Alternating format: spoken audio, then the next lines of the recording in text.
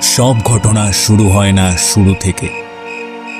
কিছু ঘটনা শেষের একটা অজানা সত্যি দিয়ে শুরু হয়। সেদিন রাতে যা ঘটেছিল তা শুধু একটা অভিজ্ঞতা ছিল না, কারণ সেই ঘটনার পেছনে ছিল আরও একটা লুকিয়ে থাকা কারণ, একটা উপস্থিতি যেটা কারোর কাছে আসেনি। সে খুঁজছিল একজনকে। নমস্কার বন্ধুরা, স্বাগত জানাই অনুভবে অলৌকিকের নতুন একটা গা ছমছম এপিসোডে। শেষ পর্যন্ত শুনুন আর বলুন, আপনি কি বিশ্বাস করেন? অনুভবে অলৌকিক, অনুভব বলে দেয় অলৌকিক রয়ে যায়। আজকের ঘটনাটি আমাদের কাছে পাঠিয়েছেন সোদপুর থেকে দীপায়ন ঘোষ। আমরা তার জীবনে ঘটে যাওয়া ঘটনাটি শুনব। দীপানদা যে ঘটনাটি পাঠিয়েছেন সেটা আপনাদের শোনার ও বোঝার সুবিধার্থে পরিবর্তন করে এবং কিছু নাম পরিবর্তিত করে আপনাদের সামনে তুলে ধরছি। শুরু হচ্ছে আজকের ঘটনা, পোড়া গন্ধের আড়ালে। প্রিয় জয়দীপ, আমি তোমাদের অনুভবে অলৌকিক চ্যানেলের নিয়মিত শ্রোতা। অন্যদের জীবনে অলৌকিক ঘটনাগুলো শুনতে আমার খুব ভালো লাগে। তোমরা এই ঘটনাগুলো খুব আকর্ষণীয়ভাবে উপস্থাপিত করো। তাই আজকে আমার জীবনে ঘটে যাওয়া কিছু অদ্ভুত অলৌকিক ঘটনার মধ্যে থেকে একটা ঘটনা শেয়ার করতে চাই। তবে আমি আমাদের টিম মেম্বারদের আসল নামগুলো পরিবর্তন করে বলবো। আমি একজন নৃত্যশিল্পী, তাই আমাকে মাঝে মাঝেই শোয়ের জন্য বাইরে যেতে হয়। এই ধরো কলকাতা বা ওয়েস্ট বেঙ্গলের বাইরে। বেশ কিছু বছর আগে আমরা 5 জন ছেলে আর 5 জন মেয়ে ডান্স শোয়ের জন্য রাজস্থান গিয়েছিলাম, আর ঘটনাটা ঘটে সেখানে। এই এই দেখ দেখ, মরুভূমি শুরু হয়ে গেছে। একদম ঝাক্কাস সিনেমার মতো লাগছে। বাবারে বাবা, উফ, আমার মুখ আর মাথাটা ভালো করে কভার করে নিয়ে আগে, চুল খারাপ হয়ে যাবে যে। ধুর, মেঘলা, পূজা, মিলি ওদের সাথে সুমোতে এলেই হতো, তা না, কি যে খেয়াল হলো এই জিপে করে আসার। ধুর, ভালোই করেছিস জিপে না উঠে। এখন প্রপার ডেজার্ট এক্সপিরিয়েন্স পাবি, আর একটু পরেই উঠ দেখলেই তোর খেল খতম ভাই। তখন আমরা তোকে নামিয়ে দিয়ে বলবো, ভাই রাইড কমপ্লিট, চলে আয়। আমরা আরামে গাড়িতে বসে তোকে দুলতে দুলতে দেখে ভিডিও তুলবো। ফুল ব্লগ কন্টেন্ট ভাই, ফুল ব্লগ কন্টেন্ট। এই পুরো লালমোহন বাবু লাগবে কিন্তু। সত্যি তোরা দুজন না থাকলে ট্রিপটা বোরিং হয়ে যাবে, বুঝলি? এই বেশি ফাজলামো না করে প্ল্যানটা একবার ঠিক করতো। আমরা কিন্তু এখানে শো করতে এসেছি, ঘুরতে নয়। আর আমাদের সবারই একটু রেস্টের দরকার। अरे दादा, इतनी टेंशन की क्या बात है? मजे लो ट्रिप का। এত দূরে এসেছি, একটু এনজয় তো করতেই হবে। কি বলো তোমরা? হ্যাঁ হ্যাঁ হ্যাঁ হ্যাঁ দাদা, রাতে আমরা সবাই একসাথে বসবো, কিন্তু তার আগে তো ঠিক করতে হবে আমরা কি করব। আমি বলি অন্তাক্ষরী খেলবো, ক্লাসিক, কখনো ফেল করে না। ধুর, ওই একই গেম, ওটা তো সব জায়গায় খেলা হয়, কিছু ইন্টারেস্টিং কর না। তাহলে গানের লড়াই, বয়েজ ভার্সেস গার্লস? না না না না না, ওরাই জিতবে। আমি অলরেডি সারেন্ডার করে দিলাম। না, এই শোন, চিটিং করা কিন্তু একদম চলবে না। আর না হলে আমরা কিন্তু আরেকটা গেমও খেলতে পারি, ট্রুথ অর ডেয়ার। না না, ট্রুথ অর ডেয়ার খেলতে গিয়ে শেষে কেউ কাঁদবে। তাহলে একটা কাজ করা যায়, প্রত্যেকে একটা করে স্টোরি বলবো, যে যেমন পারে। স্টোরি মানে ফানি, এম্বারাসিং, সব অ্যালাউড? হ্যাঁ সব, কিন্তু শেষে একটা রুল থাকবে, দিন। শেষে যে সবচেয়ে সাহসী সে বলবে একটু অন্যরকম গল্প। কিরকম অন্যরকম? যেটা শুনে রাতে কারোর ঘুম নাও হতে পারে। ও বুঝেছি, তুই আবার ওইদিকেই নিয়ে যাচ্ছিস। মরুভূমির ফাঁকা রাস্তায় গাড়ি এগিয়ে যাচ্ছিল। হাসি ঠাট্টা চলছিল ঠিকই, কিন্তু চারপাশের অদ্ভুত নীরবতা যেন সব শব্দ গিলে নিচ্ছিল। হাওয়ার সাথে একটা পোড়া গন্ধ ভেসে আসছিল। কেউ খেয়াল করলো না, নাকি কেউ করতে চাইল না। এক মুহূর্তের জন্য মনে হলো যেন গাড়ির পেছনে কেউ তাকিয়ে আছে। ঠিক এভাবেই অজানা এক অস্বস্তি নিয়ে তারা পৌঁছালো সেই নির্জন হোটেলে। এই সবাই নেমেছে তো? দেখে নে, ঘুমিয়ে নেই তো কেউ? তাহলে কিন্তু গল্প হয়ে যাবে ভাই। আরে এসো তো, তুমি হলে আমাদের গ্রুপের বাবা, সব দিকে নজর। এখন চলো ভিতরে, ঘরের চাবি নিতে হবে তো। ভালো ঘর পেতে চাইলে জলদি এসো। সে তো যাবই, কিন্তু তাও একবার দেখে আয় না রে। দেখো দেখো, ওইদিকে জিপটা ফাঁকা দেখাই যাচ্ছে। ওই শেষের গাড়িটাও ফাঁকা, সবাই চলে গেছে। বেকার চিন্তা করছো। তাও ওই শেষের গাড়িটা একটু দেখে আয় তো। কি গো দীপায়নদা, এখানে এসে আমাকে একেবারে ভুলে গেলে নাকি? জিপে উঠে পড়লে, আমাকে না নিয়েই চলে যাচ্ছ। ভাগ্যিস ড্রাইভারটা ডেকে দিল, না হলে ঘুমিয়ে ঘুমিয়ে আবার বাড়ি চলে যেতে হতো। দেখলি তো, তোরা সব কিছুতে বেশি কথা বলিস। চুপচাপ সব কথা মেনে চলবি, এই বলে দিলাম। এবার চল, ভেতরে চল। ভেরি সরি রে, নতুন জায়গা, আর ভুলছি না তোকে জিৎ। হোটেল মালিক মনে হয় কম দামে জমি পেয়েছে, তাই এই রকম ফাঁকা জায়গায় হোটেল। দেখ দেখ দেখ, কিচ্ছু নেই আশেপাশে। রাত হলে কেমন লাগবে বলতো? কেন রে ভাই, তোর কি ভয় করবে? আরে ভয় পাস না, ভয় পাস না, আমি তো তোর সাথে আছি। হ্যাঁ, ভয় কি আছে, আমরা 5 জন ছেলে তো একটা রুমেই থাকবো। হোটেলে পৌঁছানোর পরেও ওদের হাসি আনন্দ থামেনি, কিন্তু অদ্ভুতভাবে চারপাশটা যেন একটু বেশি নীরব ছিল। মনে হচ্ছিল কেউ যেন চুপচাপ সবকিছু লক্ষ্য করছে, আর ওরা কেউই বুঝতে পারেনি যে এই আনন্দ আর বেশিক্ষণ টিকবে না। आइए, बोलिए सर, हम आपके क्या मदद कर सकते हैं? जी, बुकिंग है हम लोगों की। नाम दीपायन घोष। जी sir, 1 minute. Sir, booking ID या रिसिप्ट दिखा दीजिएगा प्लीज, कंफर्मेशन के लिए। हाँ, 1 सेकंड, मेल में है। हाँ, ये देखिए।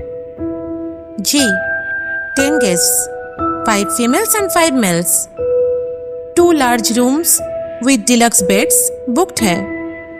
सब कुछ कंफर्म है। ये रही आपकी रूम कीज। 3rd फ्लोर पे 301 और 302। একদম পারফেক্ট হয়েছে।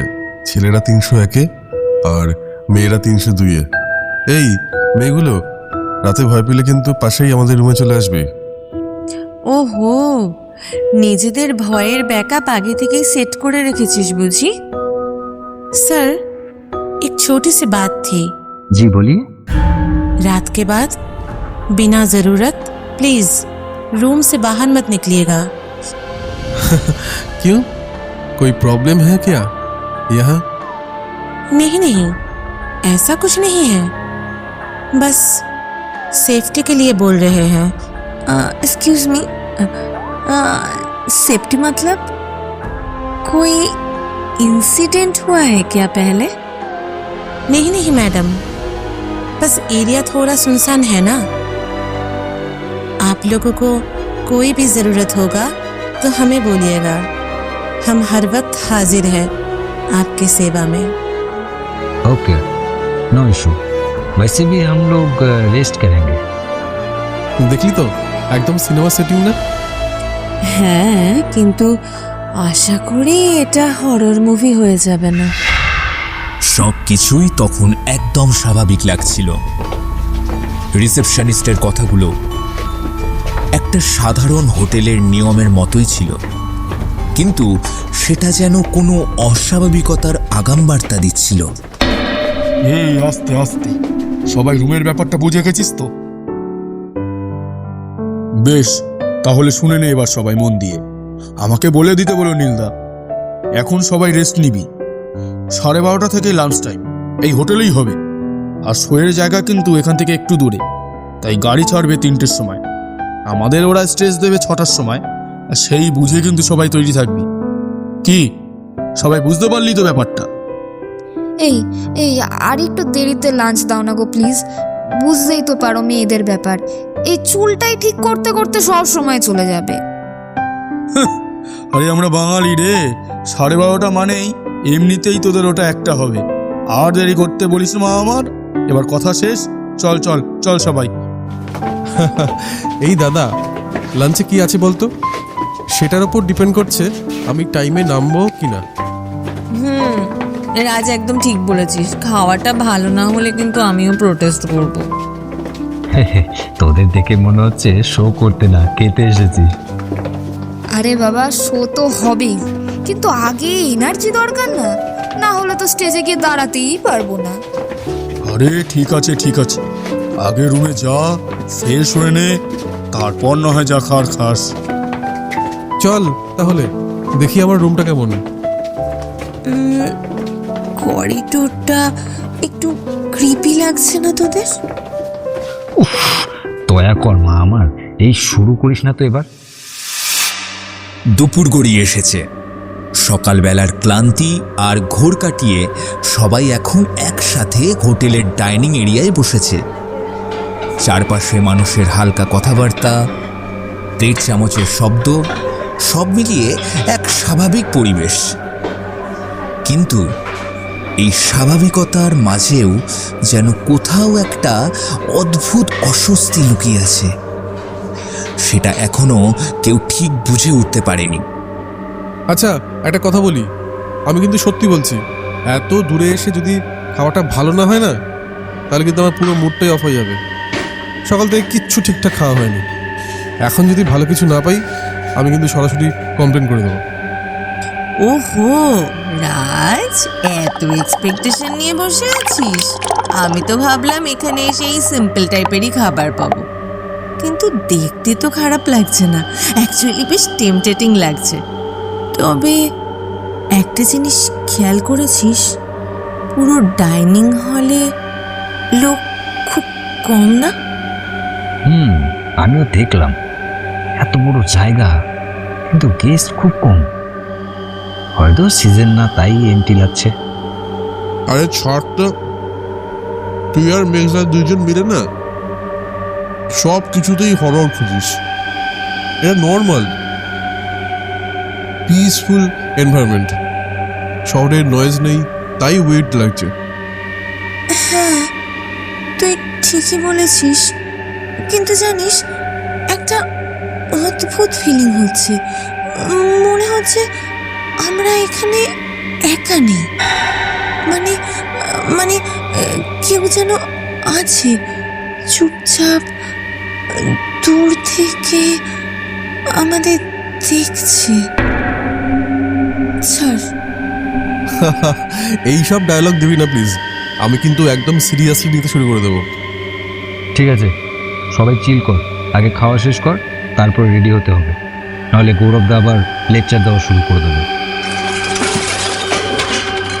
কি ছিল এটা? আরে কিছু না, স্টাফের হাত থেকে পড়েছে, রিল্যাক্স। সব কিছুই স্বাভাবিক ছিল, খাওয়া, গল্প, হাসি। তবুও কিছু ছোট ছোট মুহূর্ত তাদের অজান্তেই অস্বস্তির একটা ছায়া ফেলে যাচ্ছিল। উফ, ট্রাভেলটা না আমার একদম চুলের 12টা বাজিয়ে দিল। যতই ঠিক করি ঠিকই হচ্ছে না, এত জট পড়েছে। আর এই লাইটটাও ঠিকঠাক না, মিরারে প্রপার কিছু দেখাই যাচ্ছে না। আরে তুই এত টেনশন নিচ্ছিস কেন? স্টেজে গেলে কেউ তোর চুল নোটিস করবে না, সবাই পারফরমেন্স দেখবে। রিল্যাক্স। হ্যাঁ সেটা ঠিক বলেছিস, কিন্তু নিজের কাছে তো ঠিকঠাক লাগতে হবে, নাহলে কনফিডেন্সটাই তো আসবে না। আর অনেস্টলি বলছি, এই রুমে দাঁড়িয়ে রেডি হতে আমার একটুও ভালো লাগছে না, কেমন যেন একটা অদ্ভুত লাগছে। আবার শুরু করলি, কি অদ্ভুত লাগছে। জানি না, মনে হচ্ছে আমি একা না। মানে আমরা তো আছি।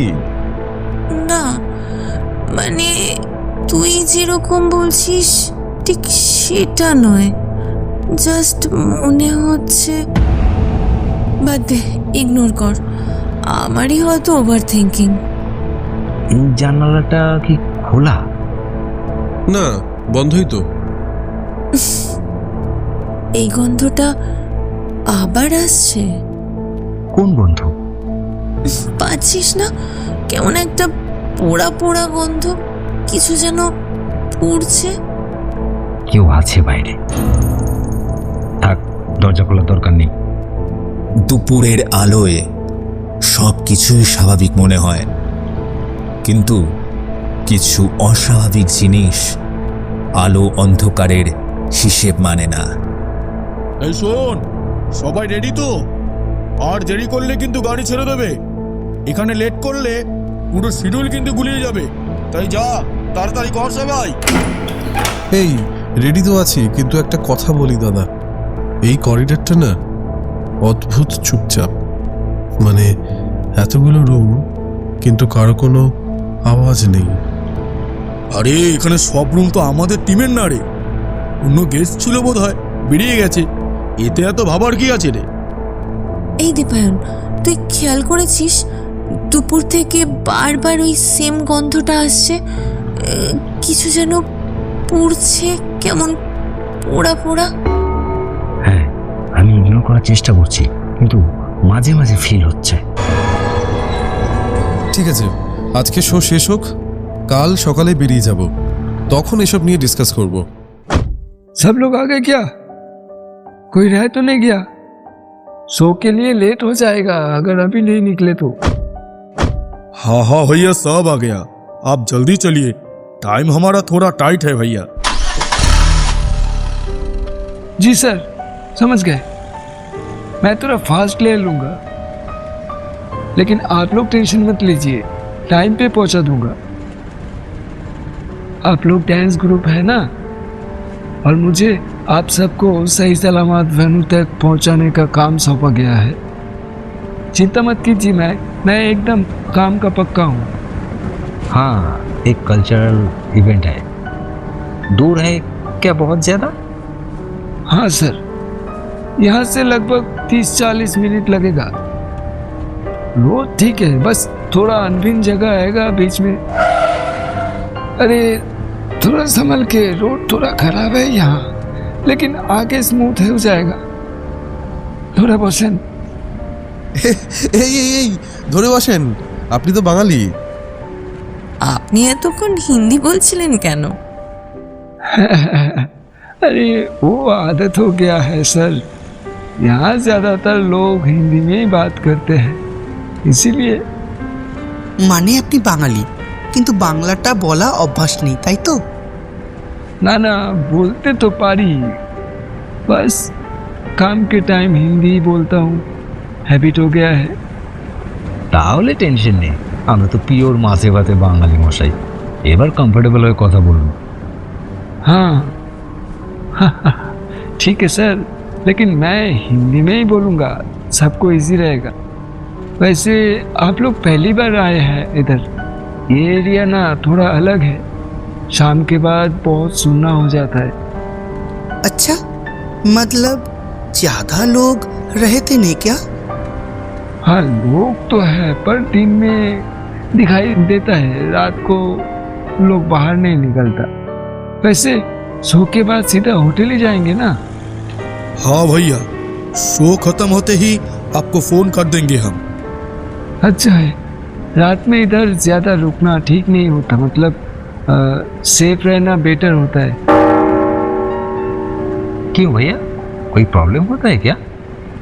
नहीं नहीं, ऐसा कुछ नहीं, बस प्रिकॉशन के लिए बोल रहा था। आप लोग पहली बार यहाँ आए हैं, कुछ पहचानते नहीं, और साथ में लेडीज लोग हैं, इसीलिए बोला। बस सर, थोड़ा ही दूर है, आगे राइट दिखेगा, वही इवेंट का वेन्यू है। हाँ, लग तो रहा है पहुंच गए। वैसे एक बात कहूँ, यहाँ के लोग बोलते हैं कुछ जगह ऐसे है जहाँ रात को अजीब आवाज भी आती है, पर मैं कभी नहीं सुना। लेकिन आप लोग टेंशन मत लीजिए, आप लोग तो कम के लिए आए हैं, सब ठीक रहेगा। बस भैया, शो के पहले डराओ मत। नहीं सर, मैं तो बस ऐसे ही बोल रहा था। কিছু কথা যখন ক্যাজুয়ালি বলা হয় তখন আমরা সেগুলোকে সেরকমভাবে গুরুত্ব দেই না, কিন্তু ঠিক সেই কথাগুলোই কখনো কখনো সবচেয়ে আগে সত্যি হয়ে ওঠে।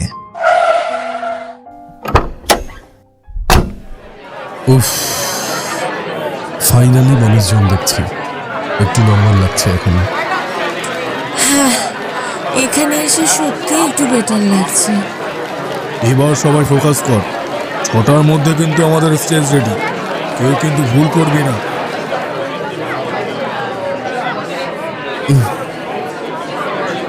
চল, হরর বাদ, এখন শো মোড।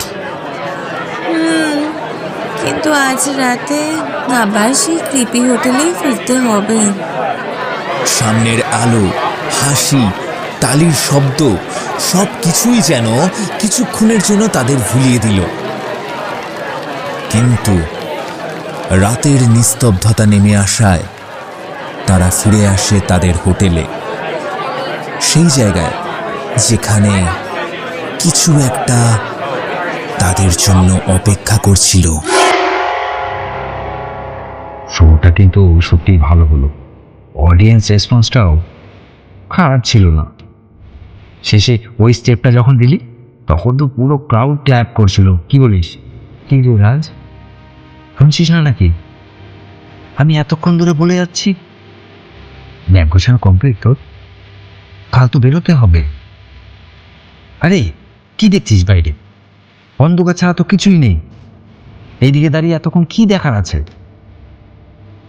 এই হ্যাঁ, না মানে আমি ঠিক ভাবছিলাম এখন কটা বলছে। অদ্ভুত মানে চুপচাপ তো হবেই, গ্রাম্য অঞ্চল, মরুভূমি এলাকা, আর শুনি না এখানে নাইট লাইফ বলে কিছু নেই। না সেটা ঠিক, কিন্তু চুপচাপ মানে যেমন হওয়ার কথা তেমন না। মনে হচ্ছে শব্দই নেই, একদমই নেই, যেন কেউ ইচ্ছে করে সব শব্দ বন্ধ করে রেখেছেন। হ্যাঁ, তুই আবার শুরু করলি। চল এসব বাদ দে, একটু বসে গল্প করি, ঘুম তো এখন আসবেই না। মানুষ সবসময় চেষ্টা করে অস্বস্তিটাকে কথার আড়ালে লুকিয়ে রাখতে, কিন্তু কিছু নীরবতা নিজেই কথা বলে, আর যখন সেটা কথা বলা শুরু করে তখন শোনার মতো কেউ না থাকলেও সে থামে না। যাই বলিস ভাই, আজকে কিন্তু পারফরমেন্সের আগে আমার হাত পা একেবারে ঠান্ডা হয়ে গেছিল, কিন্তু স্টেজে ওঠার পর একদম সব ঠিক হয়ে গেল। তোরাও কি নার্ভাস হচ্ছিলি নাকি রে ভাই? আমি শুধু ভাবছিলাম স্টেপ ভুল হলে ভিডিও ভাইরাল হয়ে যাবে। তোদের নিয়ে একদিন ঠিক ভাইরাল হব, কিন্তু একটা কথা অনেস্টলি বলছি, বুঝলি, সবাই কিন্তু আজ ভালো পারফরমেন্স করেছিস, দারুণ হয়েছে তোদের পারফরমেন্স। কিন্তু একটা জিনিস খেয়াল করেছিস তোরা? এই হোটেলে ফিরে আসার পর থেকে কেমন যেন একটা লাগছে, মানে এক্সপ্লেইন করতে পারছি না, বাট সামথিং ইজ রং। দাদা প্লিজ, তুমিও শুরু করো না, একজন অলরেডি এনাফ।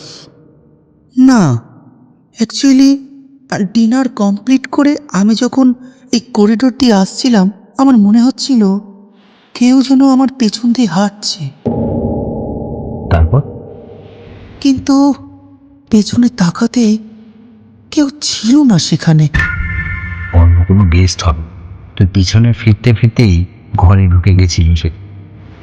আচ্ছা, জিতকে দেখেছিস? কোথায় যে গেল? হ্যাঁ, ঘরে আসার সময় আমি ওকে করিডোরে দেখেছি। আমার মনে হয় ফোন করছিল কাউকে। যাই গিয়ে ডেকে আনি।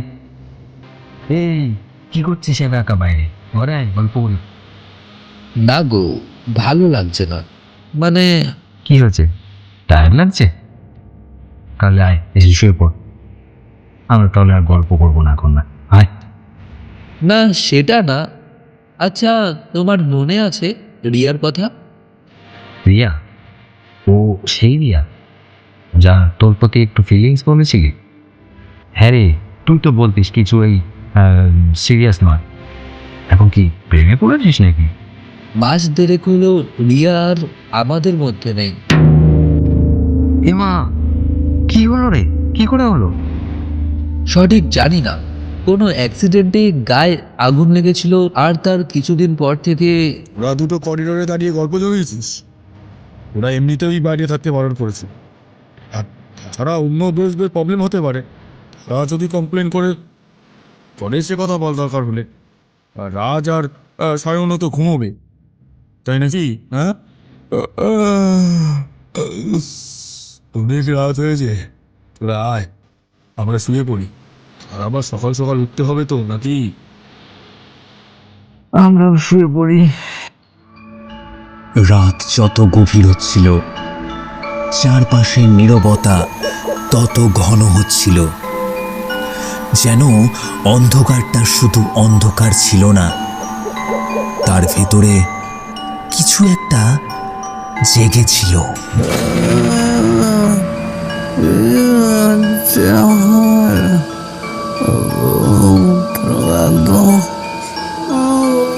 প্রথমে সে বুঝতে পারিনি এটা স্বপ্ন না বাস্তব।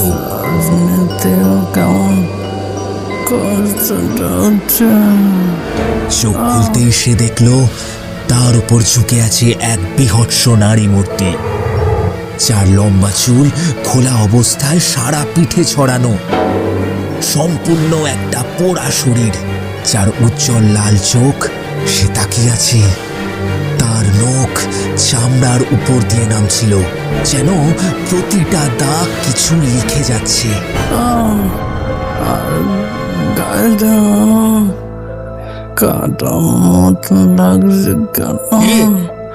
কি হলো তো? এই দাঁড়া দাঁড়া, লাইটটা জ্বালাচ্ছি। এ কি অবস্থা হলো তোর? এত সব আচর, এগুলো কিভাবে হলো তোর? আমি একা ছিলাম না, কেউ ছিল ওখানে। কেউ মনে কে? আর তাছাড়া দরজা তো ভেতর থেকে লক করা ছিল। কি হলো তোর? এ কি অবস্থা? এইগুলো তুই নিজে করিসনি তো? তুই কি ভাবছিস আমি পাগল? আমি নিজে কি এভাবে আচর দেবো? আমার মনে হয় এটা নর্মাল না, একটা স্প্লেন করা যাচ্ছে না, কিছুতেই না। আর কে এমন করলো? আর সেই বা গেল কোথায়? জানালার দিকে, ওখান থেকে মিলিয়ে গেল। তাহলে এখন আমরা নিচে গিয়ে ম্যানেজারকে বলি। তাছাড়া এই রুমের থাকাটা আমাদের জন্য সেফ নয়। হ্যাঁ, রুম চেঞ্জ করতে বলবো আমরা। আর যদি কোনো রুম ফাঁকা না থাকে, তাহলে আমাদের যে আরেকটা রুম আছে, মানে যেটা মেয়েদের, সেখানে চল। কিন্তু এখানে আর 1 সেকেন্ড না। না, কেউ কোথাও যাবি না। মানে? সেই রাতটা 5 জন একসাথে কাটিয়েছিল, ঘুম ছাড়া। আলো নিতে দেয়নি কেউ, কিন্তু তারা কেউ খেয়াল করেনি ঘরের কোণায় অন্ধকারটা একই জায়গায় ছিল না। আমরা 5 জন বাকি রাত না ঘুমিয়ে কাটিয়ে দিলাম হনুমান চালিসা পড়তে পড়তে।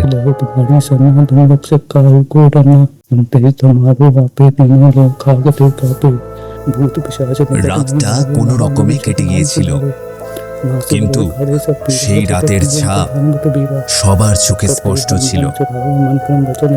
ঘুম হয়নি কারোরই, কিন্তু কেউ সেটা মুখে বলতে চাইছিল না। পরের দিন ব্রেকফাস্ট টেবিলে রাতের ঘটনাটা সবাইকে বলি। কেউ বিশ্বাস করছিল, আবার কেউ অবিশ্বাস করে একটু হাসাহাসি করছিল। কেউ কেউ তো বলল আমি নাকি এইসব জিনিস নিয়ে বেশি ভাবনা চিন্তা করি, তাই ওটা আমার মনের ভুল। দেখ, আমার মনে হয় আমরা সবাই ক্লান্ত ছিলাম, মাথায় আমাদের অনেক কিছু চলছিল। আমার মনে হচ্ছে তোর স্লিপ প্যারালাইসিস হয়েছিল। আর এই স্লিপ প্যারালাইসিস হলো ঘুমিয়ে পড়া বা ঘুম থেকে ওঠার সময় নড়াচড়া বা কথা বলতে না পারা। এটা একটা অস্থায়ী অক্ষমতা বলতে পারিস, যার সাথে প্রায়শই স্পষ্ট বা ভীতিকর হ্যালুসিনেশন এবং তীব্র ভয় থাকে। এর সাধারণ লক্ষণগুলোর মধ্যে রয়েছে বুকে তীব্র চাপ, ওই শ্বাসরোধের অনুভূতি, ঘরের কোনো বিপজ্জনক কিছুর উপস্থিতি অনুভব করা এবং পক্ষাঘাতগ্রস্ত অবস্থায় চারপাশের পরিবেশ সম্পর্কে সচেতনতা।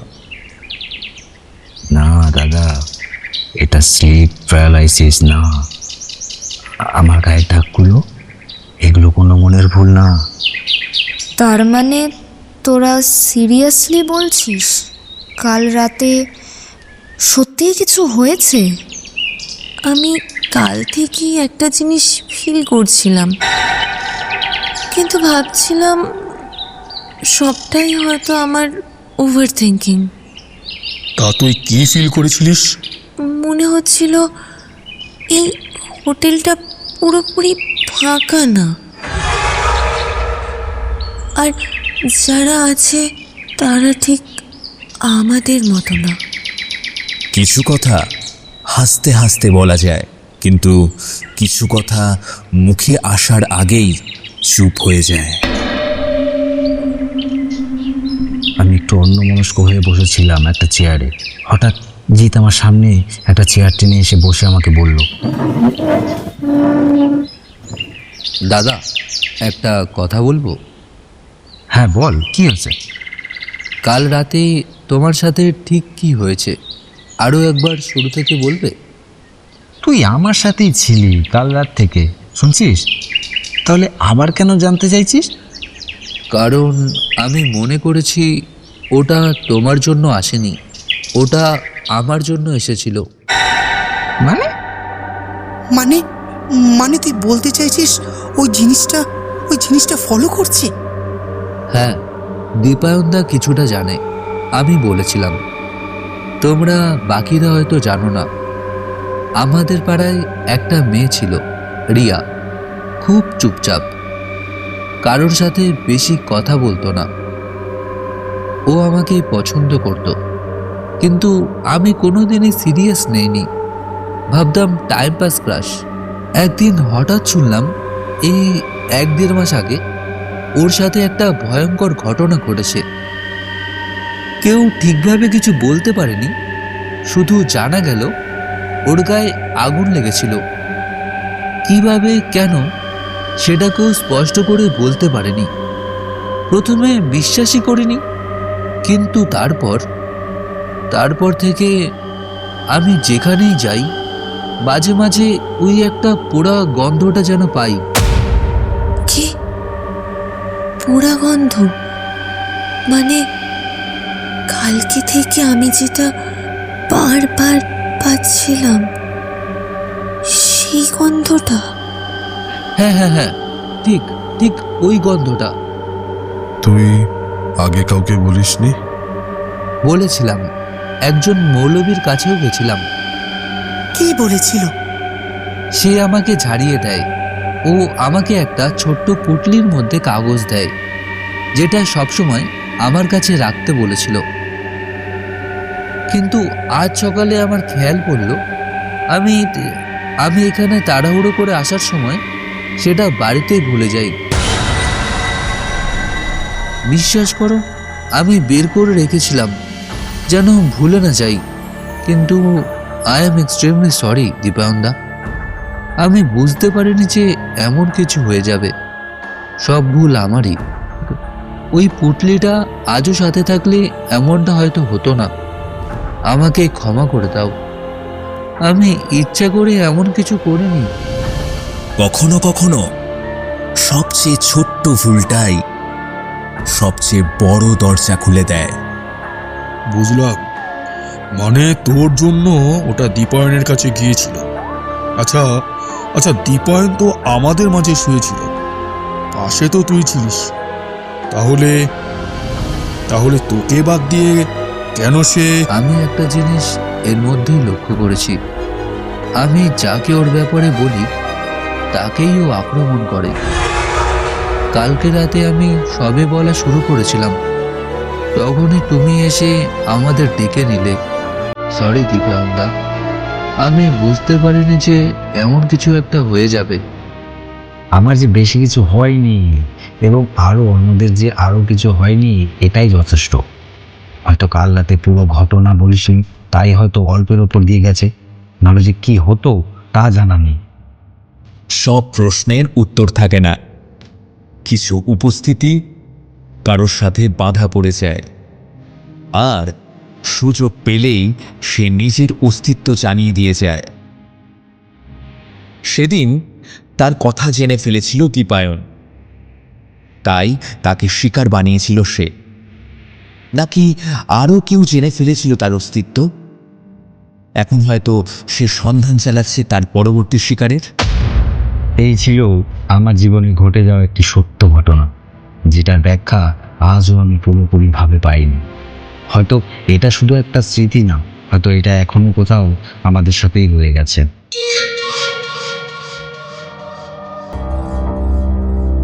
কেমন লাগলো আজকের ঘটনা?